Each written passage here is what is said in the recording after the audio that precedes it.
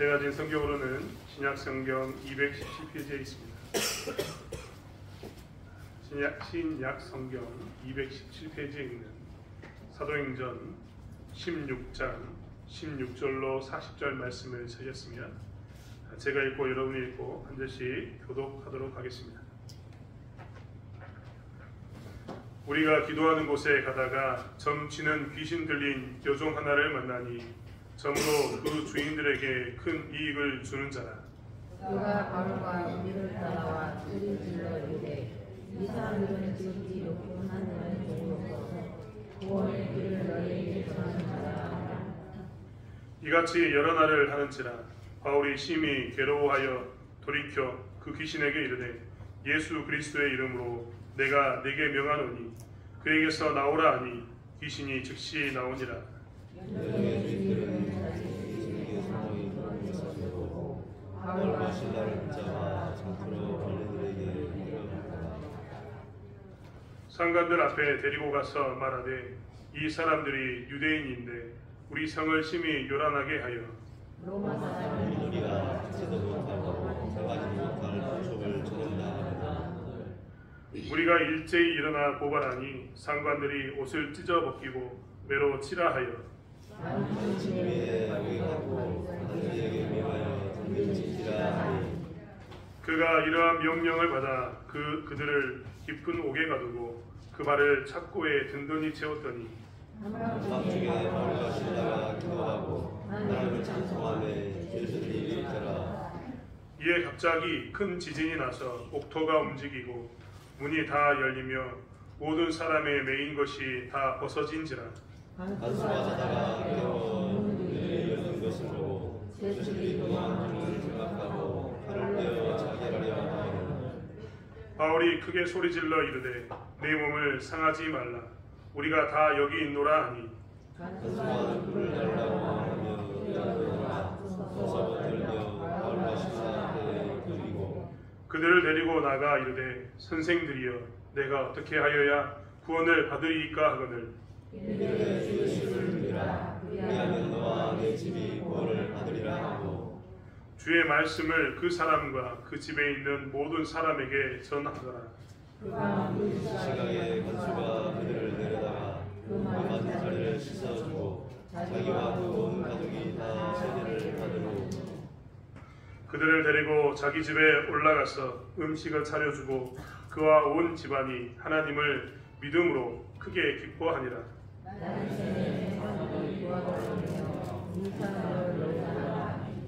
간수가 그 말대로 바울에게 말하되 상관들이 사람을 보내어 너희를 놓으라 하였으니 이제는 나가서 평안히 가라 하거늘 바울이 이르되 로마 사람은 우리를 주로 정하지 아니하고 공공 앞에서 데리고 오게 하거니와 이제는 가만히 우리를 전하면 안다. 지금이 지금 와서 우리를 데리고 가라.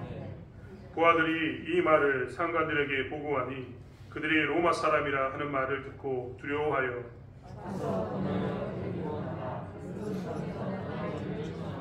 함께 읽겠습니다.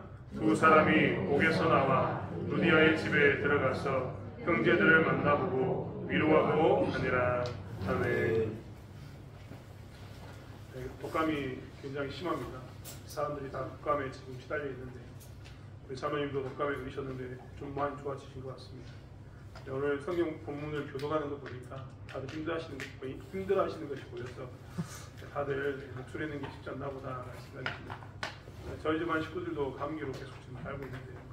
아무튼 감기 조심하시고 또 관리를 잘 하셔야 될 것 같습니다.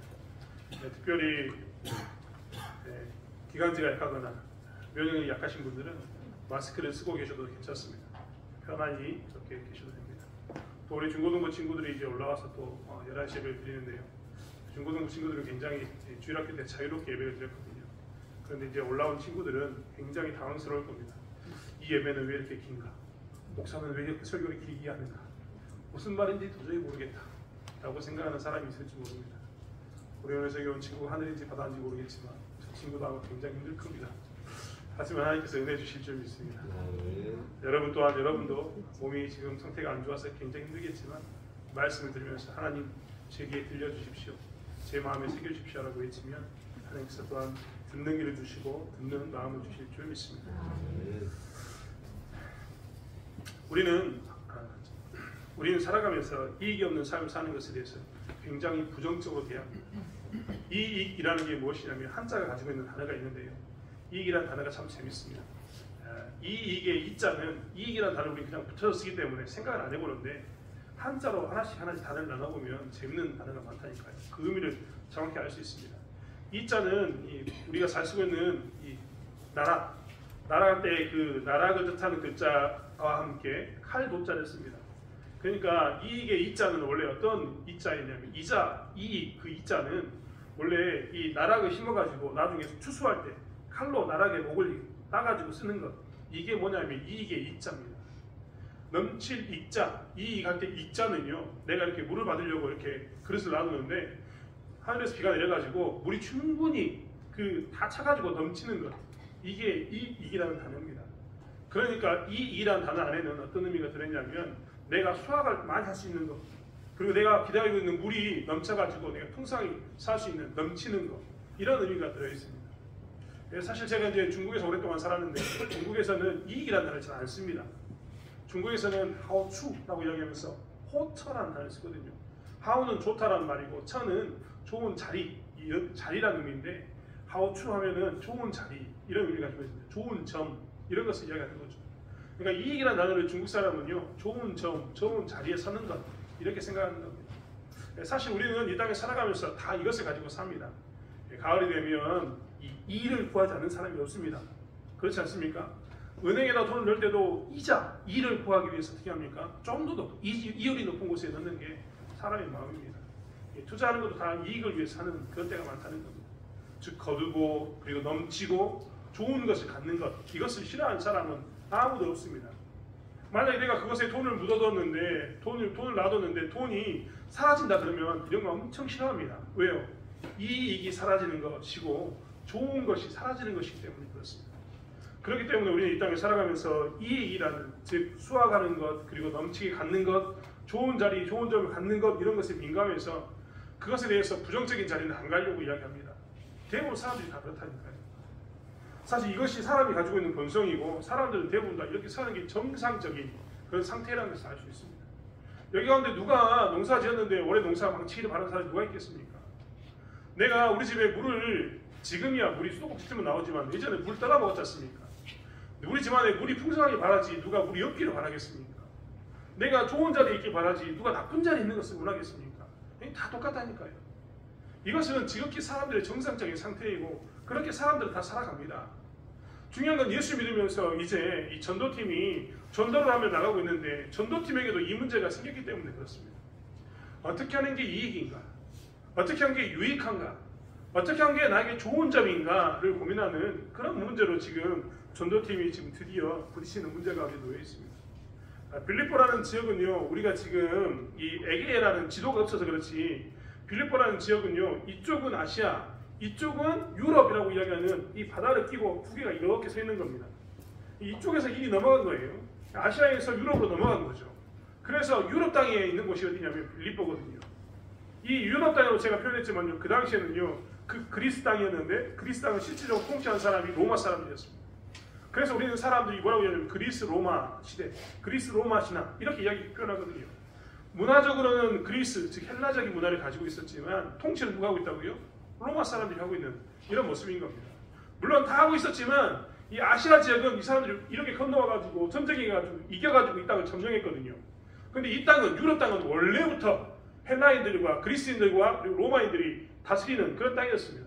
그러니까 아시아에 살다가 유럽으로 넘어가면 어떤 문화적 차이를 느끼게 되냐면 더 어떻게 된다고요?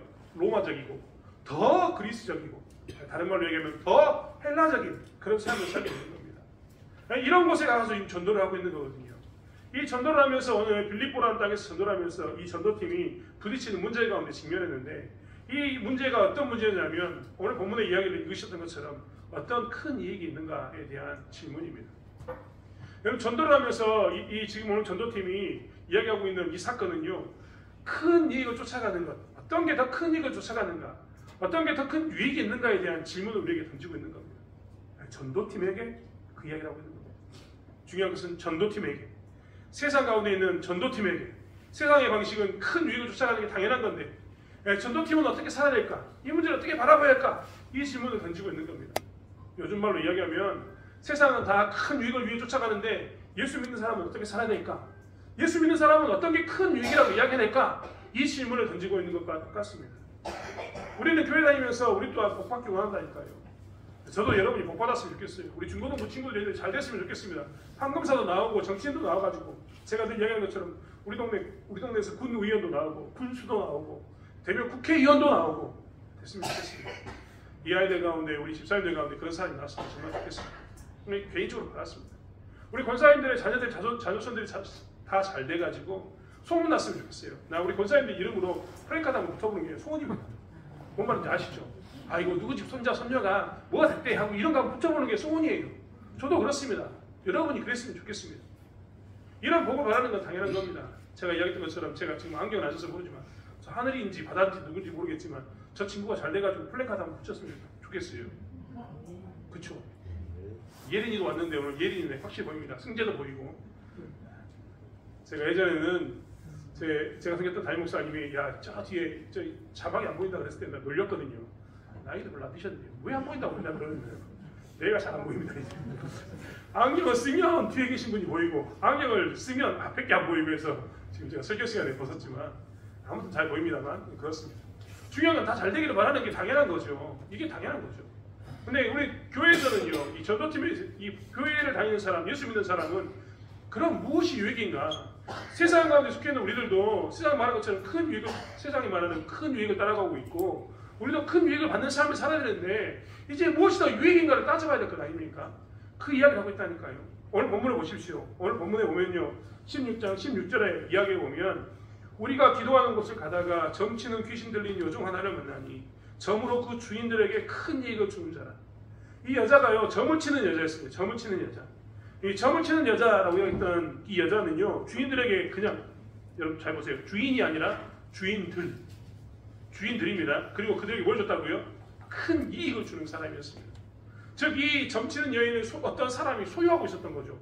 이 여인을 소유하고 있었는데, 이 소유하는 이 여인, 이 총 하나를 소유하는데 보통 한 사람이 총 하나를 소유하는 게 당연한데 이 여인은 혼자 소유하지 않습니다. 왜냐하면 이 여인이 가지고 있는 이 여인이 벌어준 돈이 너무나 크기 때문에 마치 요즘으로 이야기하면 우리가 주식회사 만들지 않습니까? 회사를 만들면 처음에는 자기 돈을 가지고 하는 가게를 운영하다가 나중에 기업이 커지면 어떻게 한다고요? 주식을 발행해가지고 주식회사를 만듭니다. 주식회사를 만들면 주인이 몇 명입니까? 주인이, 주주들이 이제 주인이 되는 거잖아요. 주인이 많아지는 겁니다. 이 말로 이대로 가져보면 이 귀신 들린 여인이 벌어다 주는 돈이 너무나 많은 거예요. 이 여인이 하고 있는 영향력이 너무나 커서 사람들이 한 사람이 한 여인이 그 사람을 가지고 있는 것이 안 되니까 주변에 있는 사람들이 그렇게 이야기하는 거죠. 야, 너만 가지지 말고 우리 너무나 큰 이익이니까 나눠 갖자. 진짜 말도 안 되는 소리죠. 사람을 나눠 갖자. 나눠서 소유하자. 이게 말이 됩니까? 하지만 그들은 뭘 했다고요? 그래도 유익이 남습니다. 그리고 그렇게 하지 않으면 이 여인을 누군가가 뺏기거나 이 여인을 잃을 것 같아서 사람들은 어떻게 했다고요? 큰 유익을 주니까 우리가 동시에 다 참여해가지고 이 여인을 어떻게 하자고요? 보호하자. 그래서 계속해서 이 여인으로부터 받는 큰 이익을 나눠 갖자. 나눠 가져도 충분히 우리에게 수익이 충분하다. 이런 말을 하면서 이 여인을 데리고 살았던 사람들이 있었습니다.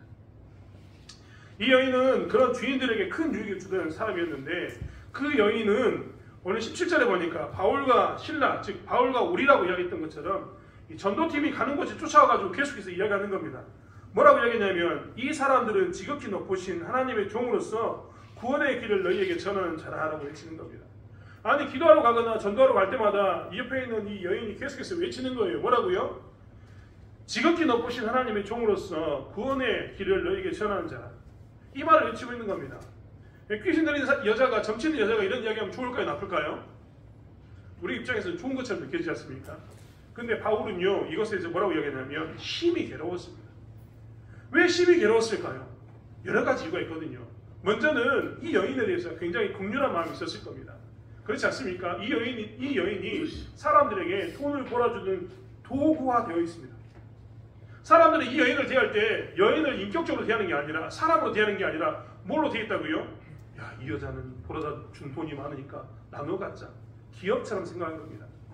이 여자는요 더 이상 사람이 아닙니다. 이 여자는 뭡니까? 도구입니다. 도구. 어떤 도구라고요? 나에게 돈을 벌어주는 도구. 그래서 여러 사람이 함께 소유해도 되는 도구. 여러분 생각해 보세요. 누군가 나를 여러 사람이 소유한다고 생각해 보세요. 얼마나 끔찍한 이야기예요. 그런데 이 사람들은 그렇게 살고 있었습니다. 그래서 바울은요 이게 심히 괴로웠을 겁니다. 1차적으로는 그도 하나님의 형상으로 사는 사람이었고 하나님을 아는 사람이었기 때문에 하나님이 사람을 만들 때 도구로 쓰라고 만든 게 아니라 하나님이 사람을 만들 때 사람으로 만들었기 때문에 늘 얘기하지만 사람은 하나님의 형상으로 만들었다니까요. 사람만 만들 때 뭐가 있어라라고 이야기한 게 아니라 직접 손으로 빚으지 않습니다. 사람은 그래서 특별한 거거든요. 근데 그 사람을 보면서 사람들이 그 사람을 도구로 취급하니까 바울 입장에서는 심히 괴로울 만하죠. 그런데 또 다른 이유가 있습니다. 그것은 뭐냐면 인간적인 모습으로는 그 사람을 사람들이 도구로 보니까 괴로웠는데 또 다른 목적은 뭐였냐면 괴로웠던 이유는 뭐냐면 그 여인이 고백하는 이 말 때문에 그렇습니다. 지극히 높으신 하나님의 종으로서 구원의 길을 너에게 전하는 자라. 이 말이 사도 바울을 괴롭게 했던 거예요. 왜 괴로웠느냐? 먼저는 그 여인이 점으로 주인들에게 큰 유익을 준다고 이야기했는데 그 점으로 주인들에게 큰 유익을 준다. 이 말에 답이 들어있습니다. 사실 이 점치는 여인이라는 이 말에 점으로 큰 돈을 벌어준다. 이 말을 우리나라 말로 번역하니까 점으로 돈을 벌어줬다. 이 말인데요. 원어로 이야기하면 어떤 말이 되냐면 파이돈의 영이 임했다. 이런 말이 됩니다. 그러니까 파이돈이라는 신이 그 여인에게 임해가지고 그 여인이 뭘 했다고요? 파이돈에 위에서 점을 치는 사람이 되었다라고 얘기하는 겁니다. 우리 입장에서는 뭐 점치는 사람이랑 똑같다라고 생각하지만 그렇지 않거든요. 왜냐하면 이 파이돈이 그리스 로마 신화에 나옵니다. 신화. 그러니까 유럽 땅에 속해 있던 이 사람들은 그리스 땅에 속해 있는 이 사람들은 그들의 신화에 대해서 잘 알고 있었는데 그들의 신화에는 점치는 이 행위를 누가 해주냐면 이 파이돈이라는 뱀신이 갖다 줬거든요. 뱀신이 골짜기 사이에 숨어있다가 어떻게 했냐면 그 골짜기에 사람이 지나가면 그들에게 와가지고 예언하는 은혜를 줬습니다. 그러면 이 점치는 여인들은 그 파이돈 신의 영에 감동돼가지고 어떻게 한다고요? 점을 치는 그런 일이 있다라고 생각했던 겁니다. 그러니까 이 점을 쳤던 이 여인은 어떤 것을 대표하고 있냐면 그 여자는 사람들이 다 알고 있어요. 아, 저 여자는 그리스 로마 신화에 나오는 파이돈의 종이야. 파이돈의 여종이야 라는 말이 다 들어있다는 겁니다. 뒤에 있는 17절에 있는 말씀도 마찬가지예요. 지극히 높으신 하나님의 종. 이 말이 정말 좋은 말입니다. 우리들에게는 이게 좋은 말이라니까요. 근데 재밌는 건 뭐냐면 이 헬라인들은 그리스 땅에 있는 사람들은요 지극히 높으신 하나님이라는 이 단어를 우리가 말하는 여호와 하나님에 쓴 게 아니에요. 우리가 말하는 여호와 하나님에 쓴 게 아니라 지극히 높으신 하나님이라는 이 단어를 누구에게 썼냐면 그리스 로마 사람들은 수많은 신을 섬기고 있었는데 그 신 중에 신 그게 누구였냐면 제우스였거든요. 이게 사람들이 했던 지극히 높으신 하나님이라는 이 단어는요 그래서 어떤 단어가 되냐면 헬라인인 사람이 이야기하면 그리스 사람이 이야기하면 야 여기는 제우스 그들의 말로 이야기하면 뭐가 어떻게 돼버리냐면 이 사람은 제우스의 종으로서 구원의 길을 너에게 전하는 자다 이런 말이 돼버리는 겁니다. 같은 단어인데 헬라인들이 받아들이기는 그렇게 받아들이니까 바울의 입장에서 어떻게 한다고요? 괴롭죠. 자기들은 지금 뭐라 하는데요? 진짜 지극히 높으신 하나님, 요 하나님의 종으로서 왔잖아요. 그런데 자기들의 그 능력을 행하는 것을 보면서 사람들이 하는 말이 뭐라고요? 그리고 특별히 이 파이돈이라고 했던 그리스 로마 신화에 속했던 이 신을 섬기는 여인, 예언한 여인이 뭐라고 이야기하냐면 야, 저 제우스의 아들들이야 라고 이야기하니까 그 하나님을 섬기는 그들을 뭘로 포함시켜버리는 겁니까? 그리스 로마 신화로 가져와가지고 제우스 밑에 있는 신들 중에 하나로 만들어버리는 겁니다. 하나님이 유일하신 하나님이신데 유일하신 하나님을 자기들의 신 이끌고 와가지고 뭘 만들어버렸다고요? 그냥 우리 신들 가운데 있는 신들 중에 하나야. 이렇게 이야기해버린 겁니다. 그래서 바울이 심히 괴로운 겁니다.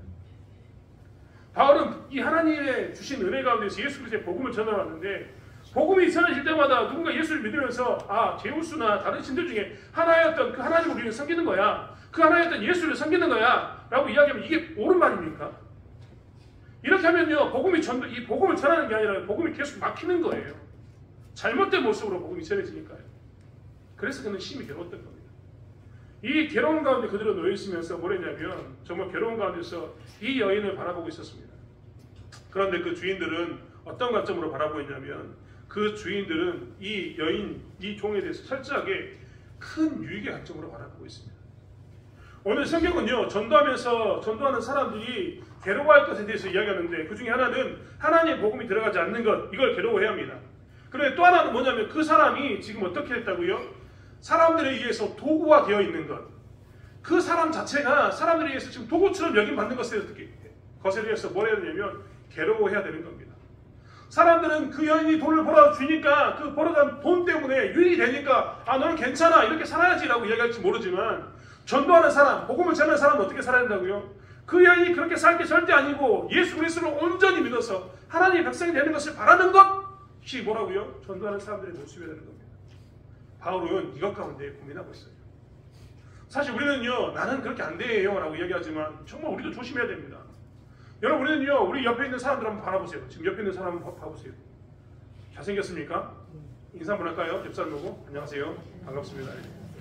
여러분 이 사람들이 어떻게 보이십니까? 지금 선하고 인자하신 웃음을 주는 권사님, 아이고 우리 집사님 이렇게 보이십니까? 아 너는 이제 뭐 클놈이야, 너는 조금 있으면 잘 될 거야 라고 하는 그 아이로 보이십니까? 사람이 이렇게 보이는 게 정상이거든요. 너는 예수 잘 믿었으면 좋겠다, 네가 하나님 안에서 잘 자랐으면 좋겠다. 이게 정상적인 사람을 대하는 예수 믿는 사람의 태도인 거예요. 그런데요 우리도 모르는 사이에 우리가 정말 교회 가면 나쁜 짓을 하고 있는데 그게 뭐냐면 사람을요 도구로 생각하는 겁니다. 여러분 우리가 전도를 할 때도요 참 잘 생각해 보세요. 우리가 전도를 할 때 전도에 있는 이런 여인들이 있으면, 이런 귀신 들린 여인이 있으면 그 여인을 불쌍히 여겨서 하나님 이 여인이 이 삶을 깨트리고 사람들에게 도구 취급받는데 도구 취급받는 게 아니라 진짜 인격적인 하나님을 통해서 인격적인 삶을 살기 원합니다라는 마음이 있어야 되는 것 아닙니까? 그런데 만약에 사도 바울이 복음을 전하면서 그 여인이 돈을 잘 버니까 하나님 저 여인이 우리 교회에 와가지고 예수 믿어가지고 저 많은 큰 돈이 교회에 쓰임받기 원합니다 이렇게 기도하면 될까요? 안 될까요? 이러면 절대 안 되는 겁니다. 사회라고 이야기하는 것은 사람들끼리 서로 계약을 맺는 겁니다. 법적으로 계약을 맺어가지고 이렇게 살자라고 사회를 구성하는 거거든요. 교회는요 사회가 아닙니다. 교회는 네가 우리 공동체에 들어오면 유익하니까 우리 공동체에 들어왔으면 좋겠다 이런 것이 교회가 아니라니까요. 교회는 유익을 주는 사람들끼리 모여가지고 아 너 만나고 우리끼리 개를 묻으면 좋겠다 하는 것처럼 개를 묻어가지고 서로의 유익을 추구하는 공동체가 절대 아닙니다. 교회는 뭐라고요? 그런 식으로 사람을 도구로 생각해서 유익한가 무익한가를 따져가지고 받고 안 받고 하는 그런 공동체가 아니라 교회는 하나님의 사랑 가운데서 하나님이 그를 만드신 목적이 우리를 통해서 이루어지기를 바라면서 구원의 은혜 가운데서 그가 진짜 자유를 누리고 사람답게 사는 것을 바라보면서 교회가 사람을 받아들이는 것이 교회인 겁니다. 우리는 그렇기 때문에 교회 다니면서 무엇을 생각해야 되냐면 그 사람을 대할 때마다 그가 우리에게 주는 유익이 무엇인가, 그가 얼마만큼 우리에게 헌금을 했는가, 그가 얼마만큼 우리에게 봉사를 했는가, 이런 관점으로 사람을 봐서는 절대 안 됩니다. 내 형제와 자매를 바라보면서 그런 시각으로 바라보는 것 자체를 하나님께서 원치 않기 때문에 그렇습니다. 우리가 늘 바라야 됩니다. 뭐라고 이야기됩니까? 하나님, 세상에서는 그런 식으로 사람을 대접하지만 세상이라고 말하는 사회는 그렇게 사람을 취급해서 공부 잘하는 사람 데려가고 똑똑한 사람 데려가고 돈 많이 버는 사람 데려가지만 우리는 하나님 이 사람이 자기의 삶 가운데서 예수를 만나고 하나님을 만나서 만드신 목적을 회복하고 만드신 목적자를 이 땅에서 하나님의 뜻 가운데 건강하고 행복하고 자기의 삶을 누리기를 원합니다라는 고백 가운데 그들을 만나야 되는 거예요. 사랑하는 성도 여러분, 우리가 그러한 교회를 만들었으면 좋겠습니다. 유익한가 무익한가를 따지는 게 아니라 어떤 사람을 만나면서 그 사람이 나에게 이로움을 주는가 혹은 넘치게 하는가 수확을 주는가 좋은 점 있는가 이런 걸로 사람을 만나는 게 아니라 그저 그 사람이 하나님 뜻 가운데 살기를 원합니다. 예수 믿기를 원합니다. 하나님 만드신 목적대로 살기를 원합니다라고 고백하는 그러한 공동체를 만들어가는 저와 여러분이 되기를 원합니다. 두 번째로 묻는 것은 뭐냐면요, 하나님께서 바울과 실라를 통한 이 전도팀에게 묻는 거예요. 여러분 이 사람들은요 오늘 그 사건으로 인해서 여인을 자유케 한 사건으로 인해서 감옥에 가거든요. 여러분 예수 믿는 사람이요 전도하다가 감옥에 갈 수 있습니까? 없습니까? 감옥에 갈 수 있어요? 없어요? 없다고요? 있어요. 있는 거 아는데 대답 안 하시는 거잖아요. 여러분 감옥 가면 나쁜 사람인 겁니까? 저는 예전에 그렇게 생각했습니다. 감옥 가면 불법적인 사람, 반사회적인 사람, 나쁜 놈 이렇게 생각했거든요. 그런데 제가요 이 바울과 실라를 보면서 가끔은 감옥 가는 거에 대해서 우리가 꼭 이렇게 생각할 필요는 없겠다. 제가 예전에는요 이 80년대 데모하는 이 형님들에 대해서 이해가 안 됐거든요. 제가 데모의 끝자락에 있는 세대입니다. 왜 제가 끝자락이라고 이야기하면 저희 학교 안에 캠퍼스, 제가 대학교 다닐 때 데모하다 죽은 학생이 있었거든요. 그 학생이 장례를 치러야 되는데 이 경찰관들과 그 당시에 그 소위 말하는 데모를 진압하는 그 사람들이 학교의 입구를 막고 있어가지고 장례를 지내는데 시신이 못 나갔거든요. 학교 밖으로. 그래서 저희 시대 때 제가 했던 마지막 데모가 그겁니다. 이 경찰들의 무리를 뚫고 뭘 했냐면 시신 나가게 해달라고 장례는 치러야지 하면서 했던 기억이 납니다. 그때 제 기억이 5월달 6월달이었는데 그때 이제 막 더워지니까 엄청 힘든 시체가 썩고하는 시간이잖아요. 근데 그때 제가 했던 마지막 데모 시대였거든요. 근데 그 전에 내가 광주에 살면서 어떤 마음이 있었냐면 대학생들이 데모하는 게 그렇게 싫었습니다. 여러분 안 맡아봐서 모르겠지만 미칠 것 같거든요. 여러분 지랄탄 경험해 보셨습니까? 지랄탄 왜 지랄탄이냐면 그 체류탄 같은 건데 슈 하면서 그게 뿌리고 나면요 사람이 미칩니다. 냄새가 정말 딱 미칠 맛이거든요. 그래서 나는 그때 당시에 학교 가면서 버스가 멈춰가지고 막 체류탄 지랄탄 냄새 맡으면 그때마다 욕했습니다. 뭐하니 데모해가지고 지금 우리 힘들어 죽겠다고. 근데 지금 나이 먹어서 생각해보니까요 그분들에게 비추고 있었더라고요. 그렇지 않습니까? 그분들이 그때 민주화 운동하면서 했던 것 때문에 우리가 지금 민주주의 시대를 살고 있지 않습니까? 감옥에 가는 것이 꼭 나쁘진 않다는 것을 제가 처음 알았습니다. 좀 더 어른이 되니까 더 잘하게 되더라고요. 이것도 이해 안 되신 분들은요 일제시대를 생각하면 됩니다. 일제시대 때 독립운동하다 감옥 간 사람 나쁜 겁니까? 좋은 겁니까? 여러분 나중에 기대되시면 하얼빈이라는 영화를 꼭 보십시오. 나쁜 영화인지 좋은 영화인지 여러분 알게 될 겁니다. 독립운동한 사람들에 대한 모습을 보게 될 거라는 겁니다. 아무튼 그러는데 예수 믿다 보면 감옥도 갈 수 있습니다. 그런데 감옥 들어가서의 문제거든요. 감옥 들어가서 여러분 우리는 감옥에 매여 있어야 됩니까? 아니면 감옥에서 탈출해야 됩니까? 여러분 성경에는요 감옥에 대한 이야기가 여러 번 나오거든요. 우리가 잘 알고 있는 베드로가 감옥에 갇혔습니다. 그런데 베드로가 감옥에 갇혀가지고 이제 죽겠지라고 생각했을 그때 천사가 와가지고 그를 깨워가지고 감옥 밖으로 내일 보내주거든요. 이게 기적입니까? 아닙니까? 이게 아멘입니까? 아닙니까? 아멘이란 말은 하나님 그렇게 됐으면 좋겠습니다. 우리도 그런 사람을 경험하고 일어나면 이런 거잖아요. 저도 그랬으면 좋겠어요. 하나님께서 내 옆구리 치면서 가자 하고 왔는데 막 사람들이 있었음에도 불구하고 싹 지나가면 얼마나 신기합니까? 근데 반면에 바울과 실라처럼 감옥에 갇혀있는 이 상태는 어떻게 생각하십니까? 바울과 실라는요 오늘 감옥에 갇혀있거든요. 그가 오늘 엄청나게 많이 맞았어요. 오늘 관리들이 엄청나게 많은 매를 때렸습니다. 많은 매를 때렸던 이유는 뭐냐면 그 당시에 시민들이 일어나가지고 분노했기 때문에 그렇습니다. 로마 사회는 종교의 자유가 허락된 사회이기 때문에 종교가 자유가 있거든요. 제우스를 섬기든 아까 얘기했던 파이돈을 섬기든 상관이 없습니다. 그런데 중요한 건 뭐냐면 제우스를 섬기는 사람이 파이돈을 섬기는 사람에게 와가지고 방해를 하면 이때는 처벌하거든요. 왜 그럴까요? 그 당시에는 각각의 도시가 각각의 신을 섬겼거든요. 에베소서라고 이야기했던 에베소 교회는 아데미 여신을 섬겼습니다. 제우스를 섬기는 것도 있을 거 아니에요. 근데 제우스를 섬기는 곳에서 아데미 여신 섬기는 것을 방해하면 어떻게 될까요? 이 도시하고 이 도시 두 개가 전쟁을 하게 됩니다. 그래서 애시당초 이 그리스 로마 법에는요 내가 섬기는 신을 다른 사람이 섬기는 것, 내가 이 신을 섬긴다고 해서 다른 신을 섬기는 것을 방해하면 그때 처벌을 받습니다. 그런데 오늘 사도 바울이 뭘 했습니까? 귀신 들릴 여인, 파이돈의 신에 감동된 이 여인의 귀신을 쫓아내버렸지 않습니까? 그러니까 무리들이 분노한 겁니다. 야 이렇게 큰 일을 저질렀냐? 라고 분노하면서 죽이라고 이야기하니까 매를 때렸습니다. 그리고 감옥에 집어넣어버렸습니다. 그냥 감옥도 아닙니다. 깊은 감옥 가운데 그를 던져 넣어버렸습니다. 그러면 우리가 기대하는 건 뭘까요? 우리 전도하고 있었으니까 하나님께서 이 깊은 감옥에서 우리를 끄집어내가지고 신령한 것을 보내주면 좋겠다라는 어떤 그런 마음이 들지 않습니까? 그런데 사도 바울과 실라는 그 안에서 신음하는 게 아니라 찬양하고 있었거든요. 그랬더니 찬양을 하는 순간, 찬송을 하는 순간 제수들이 다 들었는데 그때 뭐가 있었다고요? 갑자기 큰 지진이 났습니다. 여러분 착각하면 안 됩니다. 큰 지진이 났다고 이야기해서 수갑이 풀립니까? 수갑이 안 풀리거든요. 근데 오늘 수갑이 다 풀립니다. 얼마나 기적 같은 일입니까? 이제 그럼 뭐 해야 돼요 우리는? 하나님 옥문도 열어주고 수갑 풀어줬으면 우리 그 다음 뭐 해야 돼요? 나가야지. 나가는 게 수준 아닙니까? 여러분 같았으면 나갈 거예요? 아니면 기다릴 거예요? 아니 찬송했는데 그 순간에 갑자기 지진이 나더니 옥문이 열리고 내 수갑이 다 풀렸으면 이 정도 경험하면 나는 하나님 능력이다 걸어가야지 하고 걸어나갈 거 아닙니까? 이게 정상적인 생각이란 말이에요. 우리가 보통 생각하는 사람이 다 그렇게 생각합니다. 저도 그랬을 것 같아요. 그런데 바울과 실라는요 그 자리에 나가지 않습니다. 우리는 왜 나가지 않는가 생각해 봐야 됩니다. 바울과 실라는요 우리가 생각하면 안 되는 거예요. 옥문이 열렸으니까 나간다 안 나간다 탈출할까 말까 이것으로 성경이 이야기하는 게 아닙니다. 허락해 주시면 나가야죠. 그렇죠? 하지만 어떤 때는요, 우리는 고민해야 돼요. 이 전도팀은 오직 뭐에만 관심이 있었냐면 어떻게 하면 전도의 유익이 되는가, 어떻게 하면 하나님의 복음을 그들이 받아들일 것인가에 대해서 관심이 너무나 많았습니다. 빌립보 땅에 처음 와가지고 처음 예언이 이 땅에서 어떻게 하면 복음을 전할 것인가 그들 고민하고 있었던 거예요.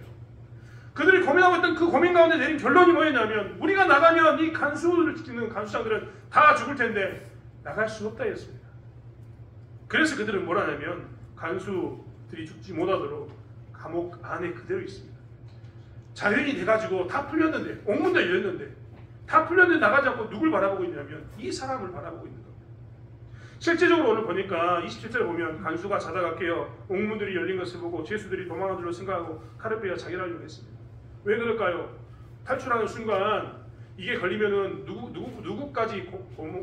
누구까지 피해를 입냐면 자기가 혼자 죽으면 자기만 피해를 입는데 자기가 죽지 않잖아요. 그리고 죽지 않은 상태에서 탈출하잖아요. 그럼 가족 전체가 해를 당하기 때문에 간수는 죽어버리려고 했던 겁니다. 그런데 그때 뭐라고 이야기하냐면 바울이 이야기합니다. 내 몸을 상하게 하지 말라. 우리가 다 여기 있다. 혼자가 아니라 우리가 다 여기 있다. 전도팀 안 움직였다. 걱정하지 마라. 이야기하는 겁니다. 이야기를 본 간수는 등불을 달라가면서 뛰어들어가서 무서워 떨며 바울과 신라 앞에 엎드렸습니다. 그들을 데리고 나아가 이르되 선생님이여 내가 어떻게 하여 구원을 받으리까 하고 외칩니다. 간수는요 그 전까지만 해도 바울이요 극악죄인, 다른 신들을 섬기는 것을 방해하는 처벌받아야 될 사람, 한바트면 우리를 전쟁 가운데로 불러들여가지고 도시간에 전쟁을 일으킬 만한 그렇게 나쁜 짓 한 사람으로 생각했다가 이 바울과 신라의 태도를 통해서 뭘 했다고요? 선생님 우리가 어떻게 구원받아야 합니까? 라고 고백합니다. 하나님에 대해 관심을 가질 뿐만 아니라 어떻게 하면 내가 하나님을 섬길 수 있는가, 하나님 믿는가에 대해서 묻게 되는 겁니다. 바울의 눈에는요 지금 감옥이 열리고 옥문이 열리고 수갑이 다 풀렸을 때 그때 바울의 눈에 뭐가 보였냐면 어떻게 하면 이 사람들에게 복음을 전할까, 이게 보였던 겁니다. 보통의 우리가 생각하는 유익이라면 탈출의 유익이라고 생각하는데 바울의 입장에서는, 전도하는 바울의 입장에서는 뭐가 유익이라고요? 머무르는 것, 오히려 감옥에 거해서 그 사람이 예수 믿는 것이 큰 유익이라고 생각합니다. 사실 우리 또한 이 땅에 살아가면서 전도할 때 이런 모습 가운데 조심해야 됩니다. 어떤 것을 조심해야 됩니까? 우리가 얘기했던 것처럼 이런 것이 있으면 우리의 스스로 생각에는 그저 감옥문이 열렸고 수갑이 풀렸으니까, 지진이 났으니까 우리는 나가는 게 옳다라고 생각했지만 우리에 있어서 제일 큰 목적은 뭐였냐면 이게 나에게 자유를 주는가 혹은 나에게 자유를 빼앗는가를 생각할 게 아니라 우리는 뭘 생각해야 되냐면 이것을 통해서 과연 복음이 흘러가는가, 내 주변에 있는 사람이 예수를 믿게 되는가, 이것에 대해 관심을 두고 살아야 된다는 겁니다. 우리는 상황 환경에 대해서 굉장히 민감하다니까요. 상황 환경이 바뀌는 것에 따라서 우리는 얼마나 민감하게 반응할지 모르겠어요. 여러분 만약에 진짜 바울과 신라가 찬송했을 때 옥문이 열려가지고 걸어나가면요 사람들은 이런 것만 놓고 야 하나님이 역사하셨어라고 이야기합니다. 바울과 신라가 이 옥문이 열렸는데도 수갑이 풀렸는데도 나가지 않는 것을 보면요 사람들은 미련하다라고 이야기했을 겁니다. 그런데 바울과 신라 이 전도팀의 눈에는 뭐만 보였다고요? 풀려나는가 풀려나지 않는가가 하나도 중요 안 합니다. 그들의 눈에는 이 사람들이 예수를 믿을까, 어떻게 하면 복음이 좀 더 전해질까. 우리 또한 이 땅에 살아가면서 내가 잘 되는가, 내가 복을 받는가 복을 받지 않는가, 내 상황과 환경이 나빠졌는가 좋아졌는가, 이런 것에 물론 중요하지만 매이지 않기를 원합니다. 우리는요 예수 믿으면서도 이 상황 관계에 매일 때가 너무나 많거든요. 하지만 오늘 전도팀은 그때 결단을 했습니다. 뭘 결단했습니까? 어느 게 더 복음에 유익한가? 여러분 마을에 있으면서요 우리가 마을 공동체 살아가면서 예수 믿는 우리들이 있는 마을 가운데 마을에 있는 사람들 우리를 통해서 예수를 만나야 될 것 아닙니까? 그런데 예수 믿는 우리들이요 어떤 게 그 사람들에게 더 유익한가를 따져야 되는데 우리가 자꾸만 착각하면서 뭘 가지고 따지면 어떤 게 나에게 상황 관계에 좋은가를 따집니다. 복음을 전하는데 유익한 게 아니라 내 상황 관계, 내 삶의 질을 좋게 하는 것에만 유익하다고 생각하는 그 삶을 살면요 영원히 우리는 뭘 합니까? 그 사람들에게 복음을 전하지 못합니다. 여러분 제가 봄철에 농사 지을 때 이야기했지 않습니까? 아전인수, 이 말은 원래 다른 의미로 쓰이겠지만 그 원 뜻은 뭡니까? 내 밭에 물을 갖다 땡겨 쓰는 것을 말합니다. 여러분 제가 여기 봤는데요 우리 권사님들도 우리 집사님들 다니면서 여름에 모시고 난 다음에 제일 먼저 하는 게 뭡니까? 눈에 물 올린 겁니다. 물 올리는 거. 제가 봤습니다. 수로로 물 들어가면요, 이 밸브 갖고 다니면서 잠그고 풀고 하는 거 하더라고요. 왜 그 일을 하냐면 내가 여기 풀어놓으면 우리 동네에 물 좀 땡겨놓으면 다른 사람하고 잠가가지고 자기 동네 보내고 있거든요. 다 그러고 있더만요. 제가 보니까 제일 억울한 사람이, 제가 이 동네만 봤을 때 논에 물대기 제일 억울한 사람이 제일 부산동에 가까운 저 끝에 있는 동네입니다. 왠지 아시죠? 여기 서장리나 여기 사람들 다 알아요. 물이 여기서부터 들어가거든요. 그럼 그 앞에 있는 사람이 물을 다 받아보면 저 뒤에서 물 받을까요? 못 받을까요? 당연히 못 받죠. 그쵸? 우리 김정신 목사님이 물 올린 거 봤는데 저기는 모터로 물 올리더라고요. 물이 안 가는 거죠. 그게. 대부분 사람들은 그럽니다. 내 상황 가운데, 내 논에, 내 밭에 먼저 물을 대는 건 이게 중요한 거죠. 왜요? 내 상황과 환경 가운데 그게 더 중요하니까. 그게 더 유익을 가져오니까. 내 삶을 풍성하게 만드니까. 이야기했던 것처럼 나에게 수확을 좀 더 가져오니까 그런 겁니다. 예수 믿는 사람이요. 근데 나에게 좀 더 수확이 있는 것, 내게 좀 더 유익이 있는 것, 내가 좀 더 좋은 곳에 사는 것 때문에 모든 것을 결정해버리면서 내 삶 환경에 항상 결론이 그런 곳에 가면 영원히 다른 사람들이 뭘 받게 되냐면 복음을 경험할 수 없습니다. 예수 믿는 사람의 제일 큰 유익은 그 사람이 복음을 받는가입니다. 예수 믿는 사람은 제일 큰 게 뭡니까? 그 사람이 예수를 믿는 겁니다. 그냥 그래야 종교를 잘하는 게 아니지 않습니까? 우리가 경험했잖아요. 예수 믿고 우리 인생의 가치관이 바뀌었고, 예수 믿기 전에는 우리가 죽음 앞에서 벌벌 떨었는데 이제 죽음 앞에 자유할 수 있고, 예수 믿었더니 과거에는 그게 너무나 중요해서 나도 막 쫓아다니면서 명품하고 살았는데 예수 믿고 나니까 뭐라고요? 이 명품이 아무것도 아니야. 하나님 믿는 게 진짜 명품이거든요. 내 인생을 바꿀 만한 어떤 가치관의 전환점, 변화가 언제 나타났습니까? 예수 믿고 나타났거든요. 우리는 그렇기 때문에 뭐합니까? 예수가 얼마나 좋은지, 큰 유익인지 알고 있다는 겁니다. 그렇기 때문에 예수를 전해야 되는 겁니다. 바울과 실라가 예수를 만났기 때문에, 여러분 잘 알고 있는 것처럼 바울이 예수를 만났기 때문에 그가 어떻게 합니까? 목숨을 내놓고 이방 땅에 가서 전도하고 있는 겁니다. 이렇게 예수를 만나는 게 얼마나 중요한 것을 아는 우리들이 상황 가운데서, 환경 가운데서 우리에게 좋은 수확이 많은 것, 내게 좋은 점, 내게 넘치는 것, 이것만 쫓아가면 이게 오히려 어리석은 일이 되는 겁니다. 바울은 그걸 너무 잘 알았기 때문에, 이 전도팀은 그걸 너무나 잘 알았기 때문에 뭐라냐면, 복음을 위해서라면 내가 매이는 것도 기꺼이 감당한 겁니다. 내가 매임으로 복음이 자유하게 되면 이 사람은 뭐라고 합니까? 나는 내가 매이는 것을 스스로 선택하겠다라고 이야기할 겁니다. 사랑하는 성도 여러분, 이 땅에 살아가면서 우리가 이 모습을 유지하고 살기로 합니다. 복음이 매이지 않게 하기 위해서, 복음을 전하기 위해서 우리가 안간힘을 쓰면서 그 사람이 예수 믿게 됩니다. 내 주변에 있는, 내 마을에 있는, 내 공동체에 있는 그 사람이 예수 믿기를 위해서 기꺼이 우리 상황 환경 가운데서 내 좋은 것을 내려놓고, 내게 넘치는 것을 좀 내려놓고, 내게 수확이 좀 더 많은 것을 내려놓을지라도 하나님 그 사람이 예수 믿기를 원합니다라고 고백하면서 나가는 신자의 삶을 살아가는 저와 여러분이 되기를 원합니다. 여러분, 마지막으로 빌립보 지역을 이야기하고 싶은데 더 이야기하시면 안 될 것 같습니다. 여러분, 오늘 우리는 다시 한번 기억해 봤으면 좋겠습니다. 우리는 지금 예수 믿는 사람으로서 무엇을 향해 바라보고 있습니까? 혹시라도 내가 큰 유익 때문에 사람을 도구로 취급하고 있는 그런 어리석음을 보고 있다면 속히 그 자리를 벗어나서 그 사람이 하나님의 형상으로 살기를 바라는 그 하나님의 마음을 회복하는 저와 여러분이 되기를 원합니다.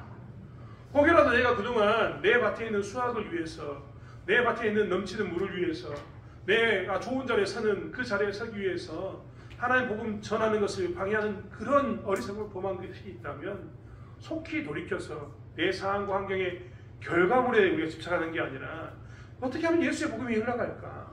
예수의 복음이 전달될까를 고민하면서 복음의 자유를 위해서 기꺼이 매이는 삶을 살아가는 신자의 삶을 살아가는 저와 여러분이 되기를 원합니다. 우리는 이 땅에서 그렇게 살았을 때 하나님 나라가 확장되는 것을 볼 뿐만 아니라 그렇게 살았을 때 하나님께서 역사하시는 은혜 가운데서 우리의 산소망이 더욱더 커질 줄 믿습니다. 그러한 은혜를 회복하는 저와 여러분이 되기를 원합니다.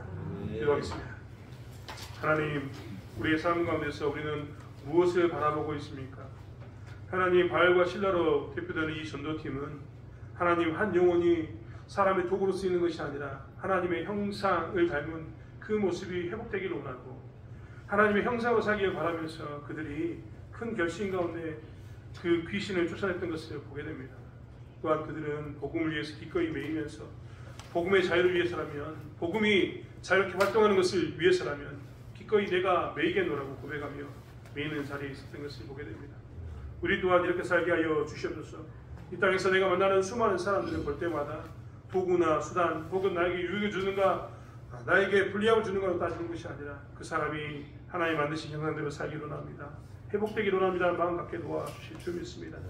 또한 그뿐만 아니라 아버지 하나님 우리가 대하는 모든 사람들에게 아버지 하나님 정말 복음이 흘러갈 수 있도록 우리의 삶 가운데서 희생하고 헌신하는 것, 매이는 것을 기뻐하는 삶을 살아가는 저를 되게 하여 주시옵소서. 감사드리며 예수님의 이름으로 기도드렸습니다.